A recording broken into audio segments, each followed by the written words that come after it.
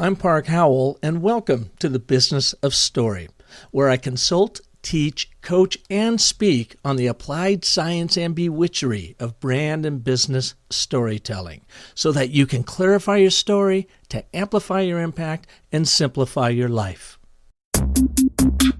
I thought it was just a stupid picture of a pig in the ocean. But after hearing that story, I had to have it. Now I wasn't just buying a picture. I was buying a story. Story literally made the picture worth more money to me.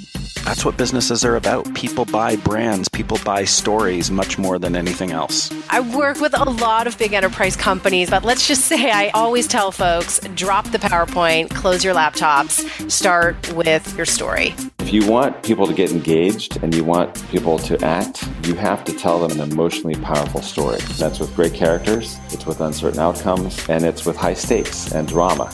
All business strategy is a story.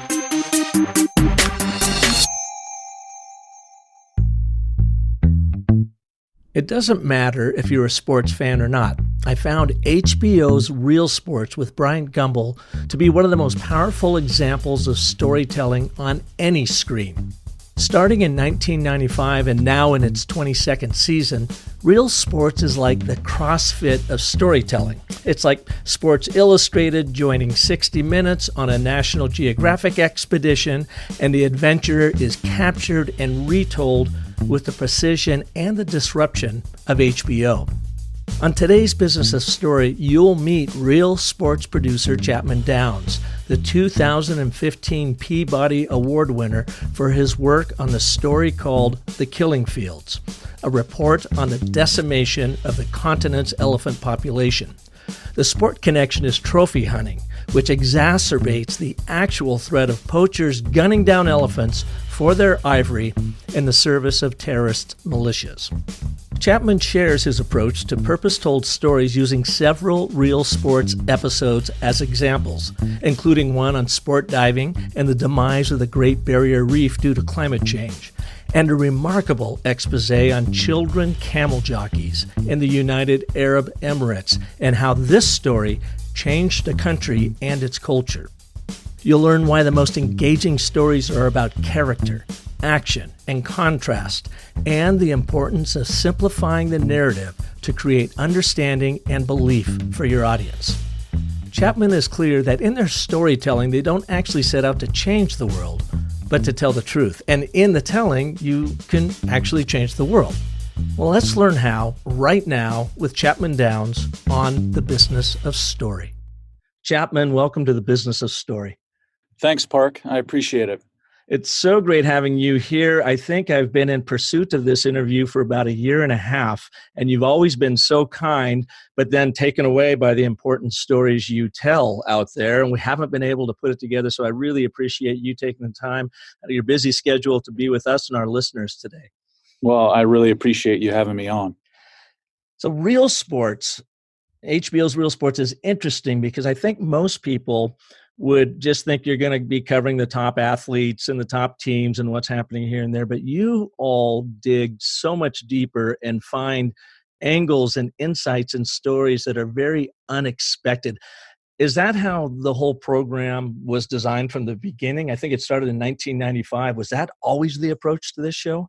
It was, and I didn't come aboard until 2001, but in the words of Bryant Gumbel, our boss host, we try to do good long-form storytelling through the prism of sports. You know, we're not really into the X's and O's of sports. Not that there's anything wrong with that. There are plenty of places that do that kind of stuff and do a really good job of it. But we're more into kind of the long-form storytelling, narrative storytelling through sports. And you've been there, okay, so what, 17 years. How did you get your start? You know, can you take us to a moment, maybe you were a kid or maybe a young man and you realized that this was the kind of work you wanted to do? So I always loved sports and was a big sports fan growing up. And I thought that I wanted to get into live production, live sports production.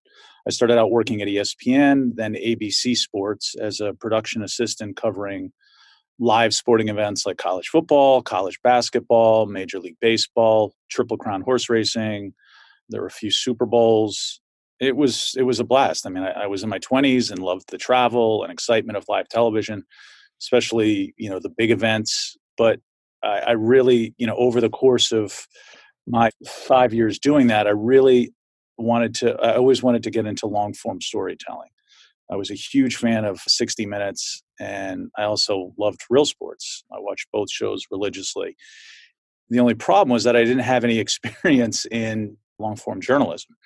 And luckily for me, a friend at ABC News was leaving to take a job at HBO's Real Sports. Like me, he was a huge fan of the show, and he always used to write the producer at the time after every show and tell him what he liked and what he didn't like. And my buddy and I would then do the same thing. And when he got this job, I said, look, if anything opens up, please let me know. I really want to get into long form storytelling. And I felt like I was only like 25, 26 at the time, 27. And I thought that it was just something I really wanted to do. And soon after he got there, a junior level position opened up. I went and interviewed. The interview went well. And it's been almost 20 years now since I've been at HBO, and it's been a dream job, absolute dream job. Those years before that, when you were covering sports, were you in front of the camera or were you a producer for those companies? No. I was a production assistant. So basically, okay. Was doing, it was an entry level position. If you're watching a football game, for example, and they put the graphics in, like the lower third graphics, I would do graphics. I would help with what they call replay producing. I would help edit teases, the way you come on the air, all these different kinds of things that go into producing a live sporting event. Okay, so you were in the trenches of making all that happen. What was it about long form storytelling, or was there a moment when you realized that that's what it's all about for you? I don't know if there was really a moment. It was called remote production, working at remote sites, producing live television. And, as I said, I'd always been a huge fan of 60 Minutes and watching Mike Wallace and his reports on Big Tobacco and the stories at Real Sports. And I really wanted to do stuff that I thought could stick, could make a difference. The people who produce live sporting events, they do an incredible job. But the games, they come and go. And I was hoping to do something a little bit different, find stories that can make an impact, can make a difference. Yeah, something with a longer shelf life. And looking at it as you do with Real Sports, at sports from a completely different angle. So Chapman, in 2015, you won a Peabody Award for a program called The Killing Fields, about saving the elephants and the poaching of elephants in Africa. Can you tell us about that show? How did that come about? Well, tell us a little bit about the show, and how did you go about capturing that story? So we had always wanted to we have weekly pitch meetings, and over the years, we had always talked about, could we do a poaching story? Because poaching is illegal hunting, and we've done hunting stories. Hunting is a sport. But we didn't feel like there was enough of a connection with sports to just do a poaching story. And so in 2014, the poaching situation in Africa, poaching of elephants, had gotten so out of hand. I mean, 30,000 elephants had been poached, I think, in Tanzania around that time. Countries were losing elephants in frightening numbers. And the government at the time, the Obama administration, had decided they can't tell these African countries what they can and cannot do, but they decided to ban American trophy hunters from bringing back ivory. So if they go over to Africa, to a country like Tanzania or some of the other countries over there, they could kill an elephant, but they could not then bring the elephant tusks and the elephant heads back. And that's really what they wanted to do. That's why they go over there. And so many hunting groups didn't like this, and they sued the government. The NRA sued the government. And so we felt that there was now enough of a connection to sports to do a bigger story about poaching by incorporating the trophy hunting angle. And so that's what we did. And we started researching, and we spent a lot of time trying to figure out how we were going to go over there and first tell the poaching story, why so many elephants are being killed for their ivory, and also why trophy hunters were upset and why they were being banned from going over there. And so we spent a lot of time, as I said, researching and reporting. And we found that in order to tell the poaching story correctly, we went to kind of one of the most devastated areas in all of Africa, this place called Garamba National Park in the Congo. And we embedded with a group of rangers for a week and saw what they were doing to try to save elephants in one of the most dangerous areas of the world. South Sudan is right there.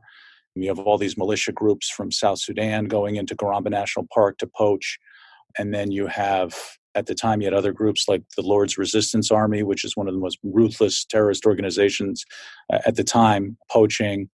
And we went in and we embedded with this group of rangers for a week, and we basically documented what they were doing. And it was pretty remarkable. Was that about the most dangerous mission you've been on in telling a story? No question. And before we went over there, I believe 6 or 7, maybe more, rangers had been killed. And so, we were going over and we were embedding with this group of 150 rangers, and they did an unbelievable job of taking care of us. But it was still it was still scary. Once we got over there, I felt a lot more comfortable. But in the run up to it, it was a little intense. Well, there's a fascinating segment with you and your team and Bryant Gumbel, and he's asking you about the production of that. And your cameraman said that the helicopter wouldn't even land all the way, that you all had to jump out of the helicopter. And he said, don't jump up, but jump down with all your gear so the helicopter could get out of there. And then during the actual shooting, capturing of the documentary, one of their generals actually gets his hand cut off by the back rotor, and you guys are right there witnessing all of this. Yeah, we had gone out. We had gotten word that a group, the Rangers had gotten word that a group of heavily armed poachers had left South Sudan and were coming across the border into the Congo. And they went out there armed with AK-47s. It was about a 45-minute helicopter ride from the main camp in the park where we were all situated, where we were staying. And it was about a 45-minute helicopter ride. And we get out there, and as the helicopter was taking off, one of the rangers got too close to the rear helicopter blade and got his arm chopped off. And our crew did an unbelievable job of staying calm and documenting what happened. They captured the rangers saving their comrade's life by stopping the bleeding and then loading him onto the helicopter as quickly as possible. My cameraman they then documented the rangers setting up a perimeter to look out for the poachers who were on the way. Our reporter, David Scott, discreetly filmed it on camera where he's crouching down in the bush so as not to be heard or seen, where he described what just happened. It was an example of a situation. It was something that went horribly wrong, where these guys just did an unbelievable job staying calm and documenting what happened. And, if you watch the piece, I think that comes through. Oh, it absolutely does. I mean, you feel like you were right there, crouching right alongside of you guys as this is all going down. So from a producer standpoint and a long-form storyteller standpoint, when you're going into this, do you sort of map out what you think the story may be? And then when you actually arrive on the scene and you are thrown into the middle of the action, that changes or maybe amplifies what you had anticipated? How do you go about that? At least going in with, I guess, maybe some sort of semblance of a story in mind that you're going after, knowing that you're going to have to be flexible depending on what the situation, what the environment provides you? Yeah, that's a really good question. I mean, we do a lot of research and reporting before, and we usually have to write up a pitch and get the story approved by our boss, the executive producer, one of the executive producers, Joe Persky. He's very good at saying, okay, I like this, here are the weaknesses, and making sure that we're buttoned down before we go out. And we do pre-interviews on the phone and figure out who we're going to be talking to, who's going to be our main character in the Congo, who are going to be the supporting characters, how are we going to tell the story. But things come up and you got to be flexible and you got to adjust. But in the Congo, we had the leader of the Rangers, and he was our main character. And then we had other characters who we interviewed who were supporting characters who were there helping save the last remaining elephants of Garamba National Park from all of these poachers, and talking with them about the daily threats that they face. And so, yeah, the answer to your question is a little bit of both. In that pitching, yes, I think this is interesting. Our listeners will find this interesting because a lot of times they're, pitching their own story ideas, whether it's for a website or a brochure, or maybe it's an initiative that they want their company to undertake. You are the same way. You've got to sell this story internally, so you've got to believe in it. And then when you go in for that pitch, is it a long, drawn-out pitch, or is it like you are pitching a Hollywood producer, movie mogul, and you have a log line and you just deliver that nugget to get them interested and then move on from there? How does that pitch go down? So we used to do kind of longer pitches, and recently our executive producer has asked us to, and I think it's really helped, to simplify our pitches to one sentence. It can be a long sentence, but it has to be a sentence. And it's forced us to, I think, simplify complex stories. And if you can't sum a story up in a sentence or two, it might not be a story. And so we go in there to our weekly pitch meetings and we'll pitch something. And if he's interested, we'll discuss it more, and we'll open it up to the room. We always open it up to the room, but other people can weigh in and we'll talk about it. And then he will let us know if he wants us to explore further. And when we do, we will then do our research and reporting and get back to him with a longer pitch, sometimes 2, 3, 4, 5 pages. And the great thing around here is that there are not a lot of levels of bureaucracy. So it's our executive producer and maybe one other executive. And if they like it, they greenlight it and we can go do it. And they're great about letting us go anywhere we want in the world as long as the story is good enough. So you have to really hook them with that pitch, that 1 or 2 sentence pitch. Do you have a format that you follow in that pitch, or something you found that works better than others? If I believe in the story, I just try to write a really interesting sentence and bone up on, just be familiar with it. And so I can talk about it if they're interested. I mean, when I first got here, I didn't know a lot about long form storytelling. And I always heard from the people who ran the show this thing called CAN. They would say, if you have characters, action, and narrative, you'll probably have a pretty good news magazine piece.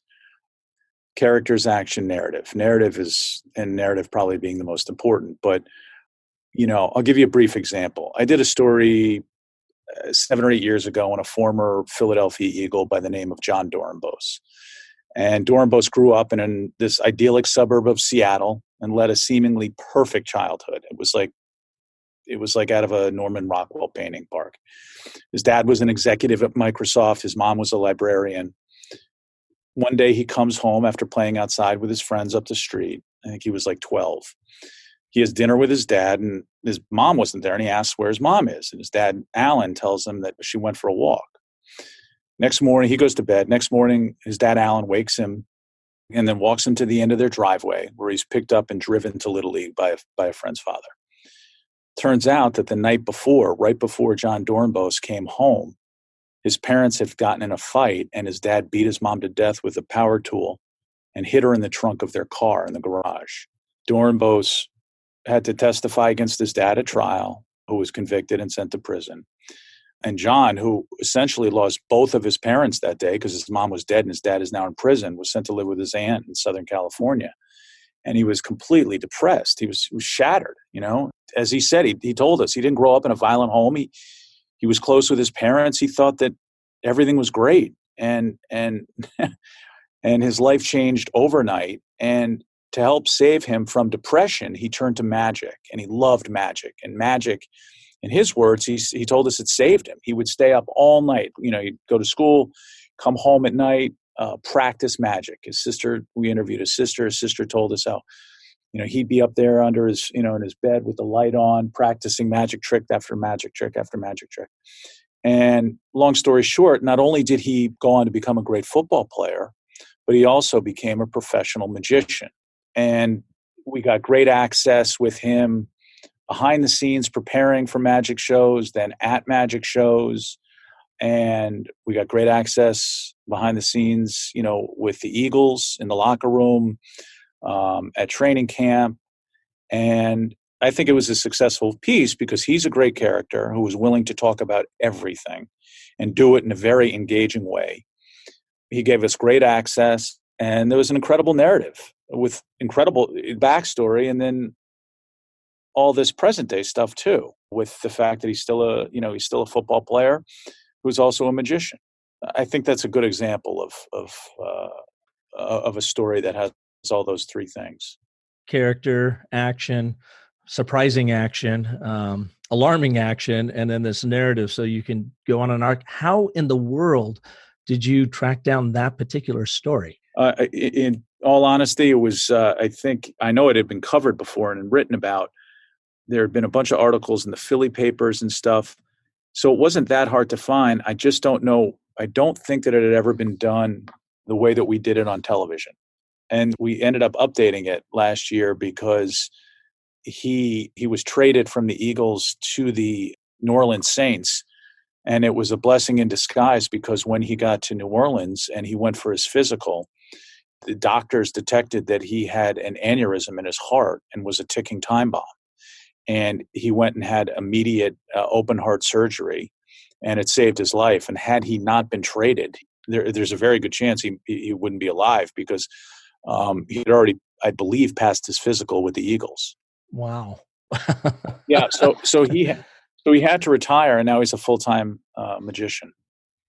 Isn't that the thing about the long form storytelling is it conjures these forces and these characters and amazing circumstances in life that you just don't get, every day. So when you start following this thread, this lead, I would imagine it takes you to a lot of strange places that you didn't anticipate as the storyteller. No question. And one of the really good things I think about the show now is that we go back and we update stories that we've done in the past, and we're able to revisit stories, kind of like Dorenbos, and we've done it with a number of stories, and it allows us to continue our reporting on stories that we found interesting enough in the first place to cover. Yeah, you did that with Camel Jockey, which we'll cover a little bit later in this program because that is pretty incredible.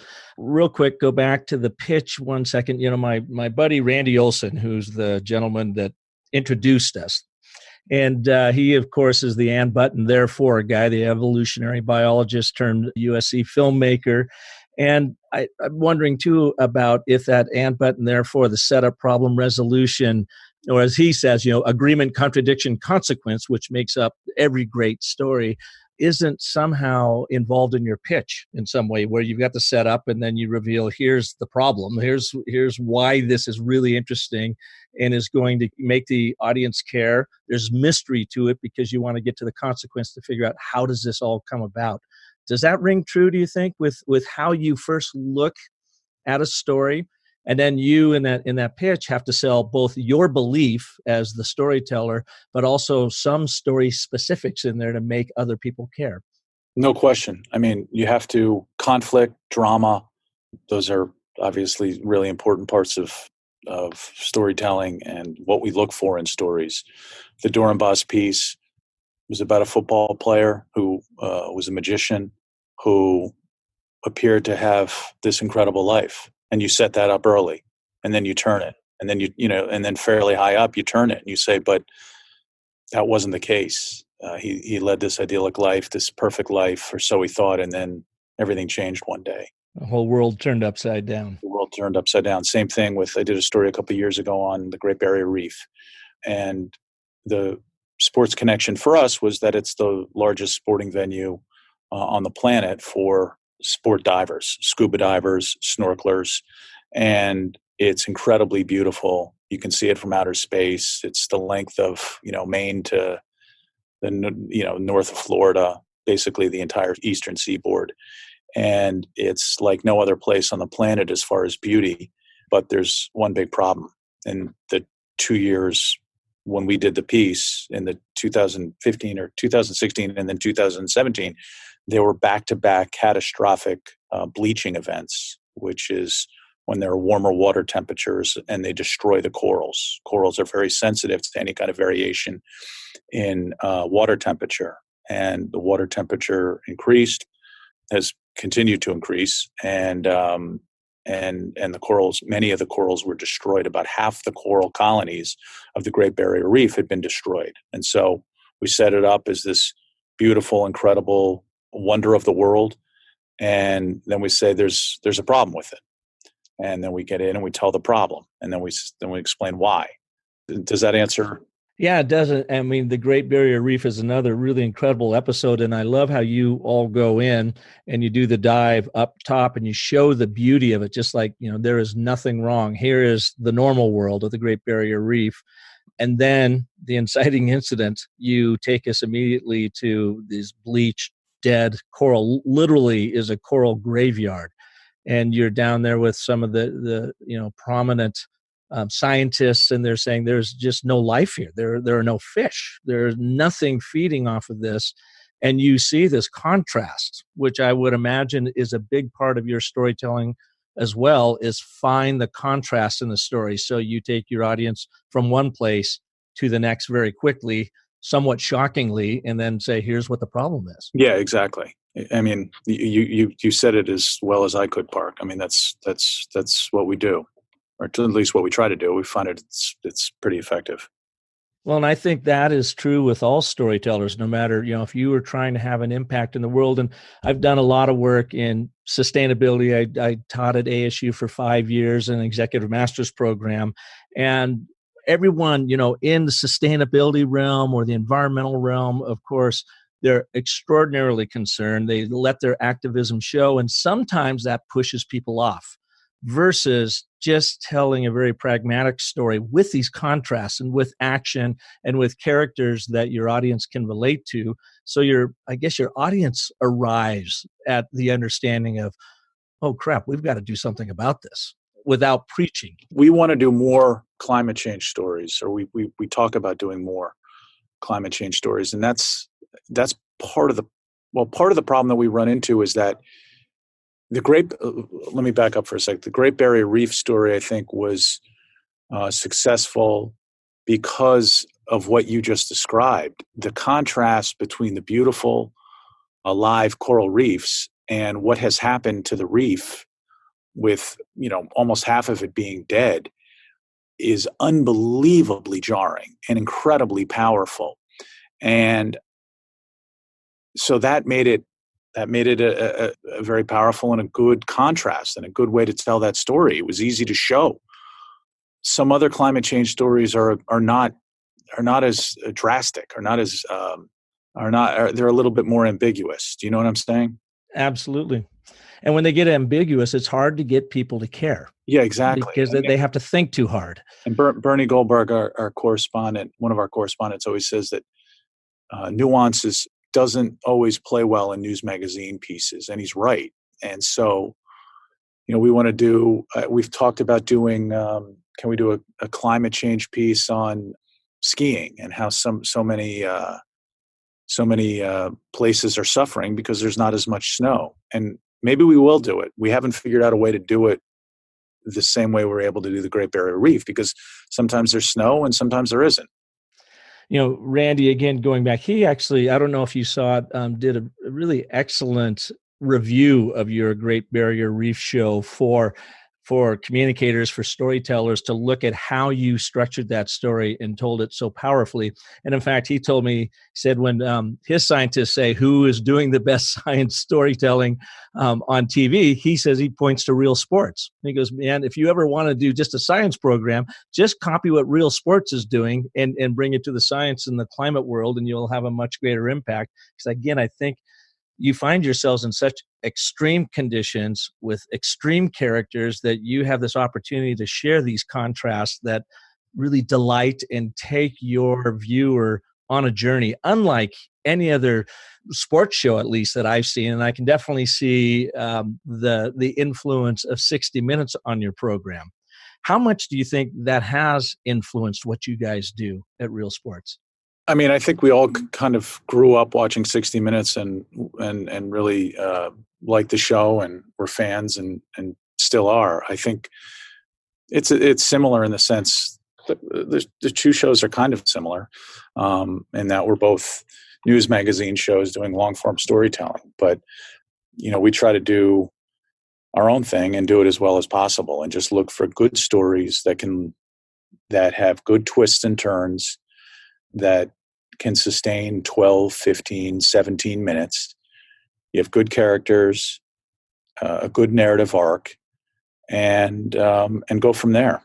And the show that does that, one of your recent programs or an update to the program, is the Camel Jockey show that is just mind-blowing, but the impact you all have had because of the first airing of the show is pretty incredible. Can you take us through what went down there?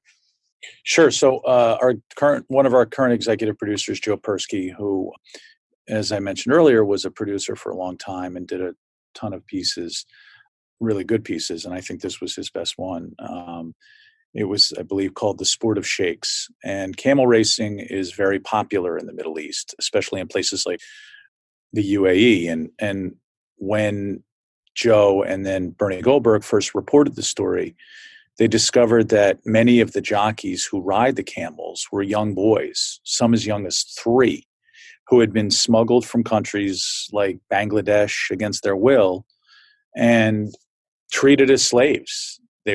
Many were sexually abused. They were confined to camps, and they would race these jockeys. And the visual of these little boys on these gigantic, on these camels was heart-wrenching. And then when you found out that they were either kidnapped or some were sold by their parents or whoever, they were there against their will. It was unbelievable. It was an incredible piece of investigative reporting. And they had this great character named Ansar Bernie, who they built the whole piece around. He was going in there and he was trying to save these boys. And anyway, the piece won a lot of awards and is probably, I think, our best piece and in the history of the 25-year history of the show. And sometime after the piece aired, one of the Sheikh's daughters saw the piece and was so horrified by what went on that she said something, and I believe to her father. And they stopped using boys as jockeys and replaced them with mechanical jockeys. And we updated the piece last year to show this and to show that all of these, like literally thousands of boys, had been saved because of this piece. And that is the power of story, isn't it? Yeah. I mean, I don't think we've never had a piece create that kind of an impact. It was incredible. And both Joe and Bernie did an unbelievable job. I watched the update to that, and Bernie was speaking with Bryant, and he told him, he said, I've never been out to save the world or change the world. I'm out to tell very compelling stories to have an impact. And I thought that was interesting because he told this story and it had this added value outcome, big time, of literally changing the world, changing just the way they all approach this over there. No question. I mean, I was really proud to be a part of the show, to work on a show that does that kind of work. And they knocked it out of the park. It was incredible. Yeah, it is a powerful segment. And for you listening, if you haven't seen it, I think you can go on HBO Go and check it out. It's really quite amazing. And again, it goes back to the power of telling a story that reveals a truth and makes your listeners, makes your audience just question, makes the people, the actors, the bad actors in it, even question what they're doing. It is really incredible. And if you were to set out to have that change, it seems like it's ineffectual unless you just simply go in and are full-throated storyteller and say, here's what's happening. I mean, in your segment, you even show where your team and your crew go in and rescue some of these kids and pull them out and run them out in the production van to get them out of some of these camps. Right. And Ansar Bernie, their main character, and his wife would go in and do this. And Joe and Bernie documented that. And it was incredibly powerful. I mean, going in, seeing what this guy is doing to save these kids' lives, it was incredible. Yeah. You mentioned earlier, Chapman, that you are looking for more stories around climate change, global warming, and that sort of thing. Is it because it's just an interesting story, or do you also feel like you have somewhat of a duty to continue to bring and share the impact that we are having on this planet and therefore having on us to your viewers? I think we don't want to be activists, but we just look for good stories. And if there's a good story to be done about how the Iditarod is not able to run its race the way that they should because there's no snow up in Alaska, then that sounds like it could be a pretty interesting story. I don't know if that's the case or not. I'm just saying that climate change is obviously a big issue. We always look at current issues and try to figure out, is there any kind of a sports connection? Yeah. We did that a couple of years ago with a gun called the AR-15. It was a gun that has been used in one mass shooting after another, and it seems to be the go-to gun for mass murderers. And one of my colleagues discovered that the gun industry had marketed it as a piece of sporting equipment for sport shooters and hunters. And so that was kind of a way in for us to tell a story about something that is a big issue in society and has a connection to sports. And we did that, and a couple of days after we aired, there was the Pulse nightclub shooting in Orlando. And then sadly, it just has continued. And so we updated the piece, I think in May or June, this past spring. Chapman, did you ever get into a story where you really thought you were onto something and it just didn't pan out and you had to scrap it? No, our boss is pretty, he really makes sure that we have our ducks in a row before we go out. And no, that hasn't happened. I mean, there have been things that happen in the fields that you can't predict, like what we were talking about earlier about being in the Congo and one of the rangers getting too close to the propeller and having his arm chopped off. And how do you react? You can't ever prepare for something like that. And then document it as best you can and stay cool. But no, I mean, look, there are times where an interview doesn't go as well as I had hoped, or you have something in mind for a shoot. But no, not really. Yeah, you've done your homework. You've proofed it all out before you go in, and so you have the strength of the spine of that story that carries you through a bad interview or something that goes awry in the field. But the narrative is still there. Yeah, exactly. I mean, we don't like to not use interviews, but there are certainly times where we don't use an interview. That doesn't, if you're doing an investigative piece and you interview 5 or 6 or 7 different people, sometimes it's just a time. It's a time issue where, the piece has to be in that show. We only have 15 minutes for that piece, and you got to cut a character to get to time. Again, we don't like to do that. People's time is valuable, and we're always grateful for anybody who wants to go on. And that doesn't happen very often, but occasionally that will happen. But no, we usually try to be pretty buttoned down and kind of know what we're going for and what we need. And we do pretty thorough pre-interviews with the people, and we just make sure that they're comfortable and talking about anything and everything. We never make conditions where we can't talk about this or we can't talk about that. The person can say, if we ask a question that they don't like, it's up to that person to say, I'd rather not talk about that. But we won't ever say, all right, we won't ask you about this. Mm-hmm. Yeah. Coming full circle, going back to the Killing Fields, you shot that and it aired, in 2015.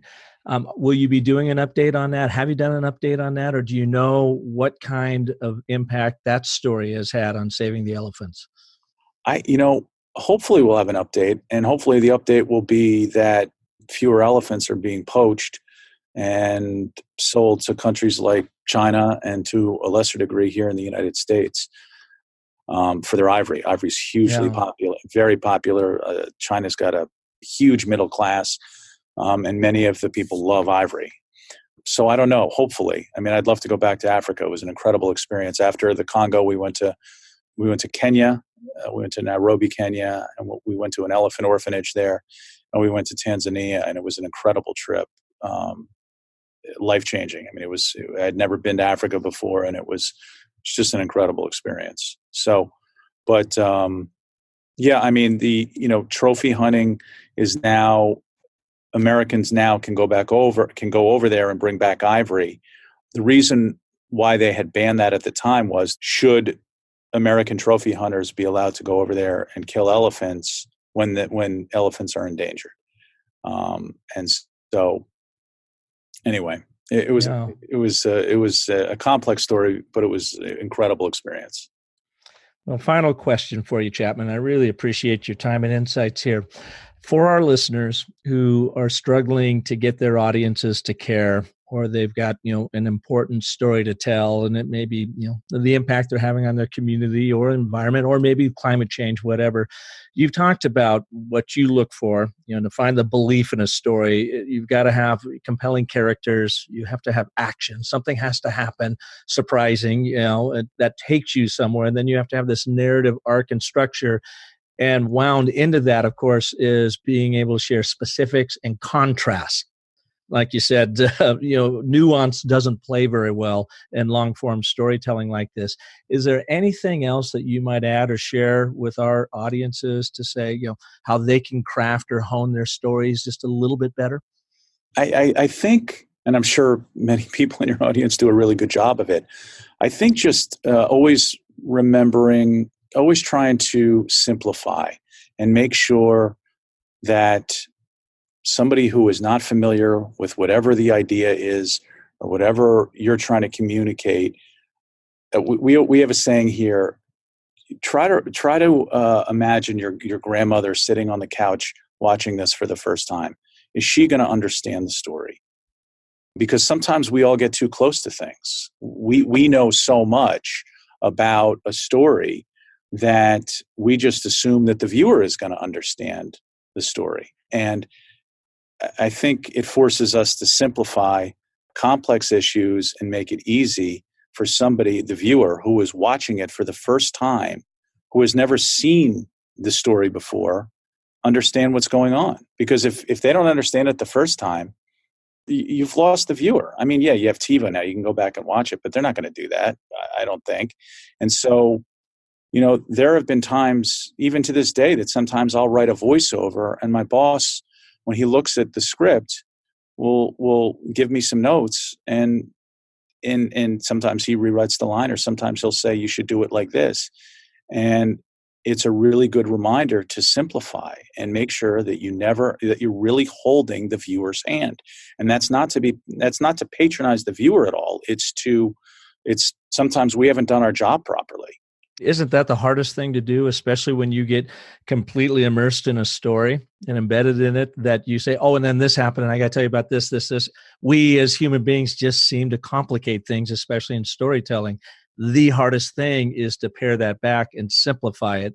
So it's still compelling, but your audiences understand. And if they don't first understand, they're not going to care. There's no question. There'll be many times where because I've done the research, I will think something is important. When I get back and I'm going through the interview and I'm scripting, and my boss, who is coming at it from a different perspective, from the perspective of the viewer, will say, that's not important. You might think that's important, but it's not important to the viewer. They don't need to know that. Only tell them what they need to know to understand the point that you're trying to make. And it's really helpful. It's really helpful to have a really good editor.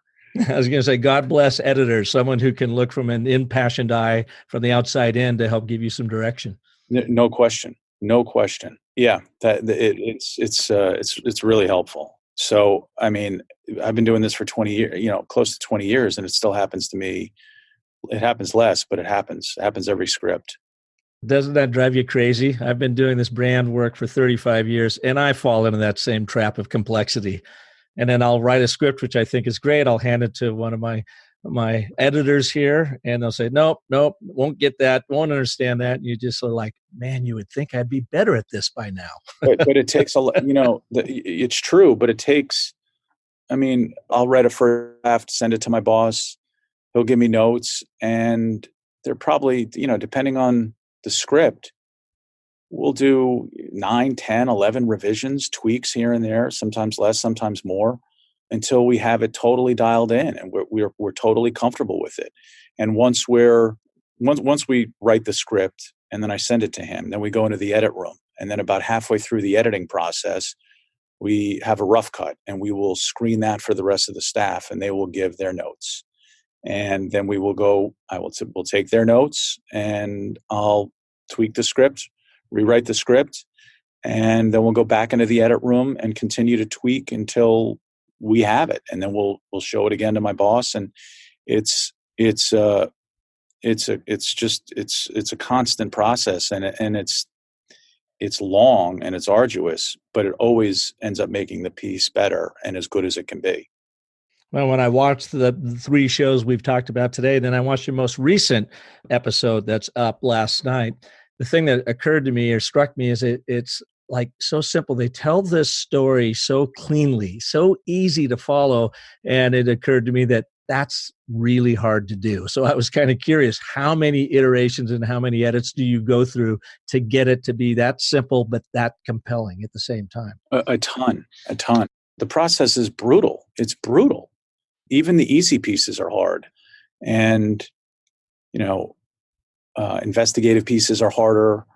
Profiles or issues-oriented pieces, they're not as hard usually as an investigative piece, but they're all really challenging. And you will go through, you never, ever, ever nail it on your first try writing a script, ever. And so, we will go through, I can't even imagine, the elephant poaching script or Joe Persky, our executive producer's Camel Jockey script. He must have not totally rewritten, but you can move sections around. You can rewrite a VO line. You can look at another piece of sound that you want in versus something that you already have in the script. You're constantly tweaking to try to make sure that you're making the piece as good as possible. Yeah. Great advice. It's just persistence, perspiration, stay after it, but belief. You've got to believe you've got a story there, and then, line it up with characters, action, narrative, contrast, and try to avoid the nuance whenever possible.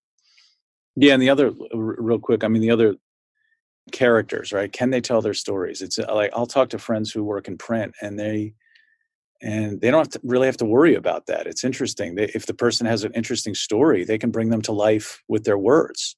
But on television, obviously, it's kind of obvious. But if the person can't tell their story, and the viewer's not going to care, and if the viewer's not going to care, you can't put somebody like that on, Mm-hmm. Well, the viewers got to live vicariously through that person, don't they? There's some sense of, I see me in that individual, what they're going through, even though they could be, halfway around the world, a completely different race. There's still that humanity that you're connecting with. Absolutely. Yeah. Well, Chapman, thank you so much for being here on The Business of Story. I know you were busy, and so I want to let you roll, and I really appreciate you taking the time and sharing with our listeners your approach to long-form storytelling and the really important work you all are doing at Real Sports. I thank you so much. Well, that's really kind of you. Thanks, Park, for having me. I appreciate it. And thank you all for listening to this edition of The Business of Story. If you like what you heard, and you feel like Chapman and his approach to storytelling can have an impact on your friends, your colleagues, other people in the sustainability world, then please share this episode with them. Invaluable advice you just don't get anywhere. And of course, if you like what you're hearing, jump over to iTunes and give me a rating and a review. Always love to have those too, and love to hear your thoughts on what you're thinking of the program and what else we can bring to you to help you craft and tell compelling stories that sell out there in a very, very noisy world. And know that it always begins by making your audiences care. I think we've got a lot of great insight today from Chapman on how to do just that. So join me again next week when we will have another amazing story artist right here on The Business of Story. And until then, remember that the most potent story you will ever tell is the story you tell yourself. So make it a great one. Thanks so much for listening.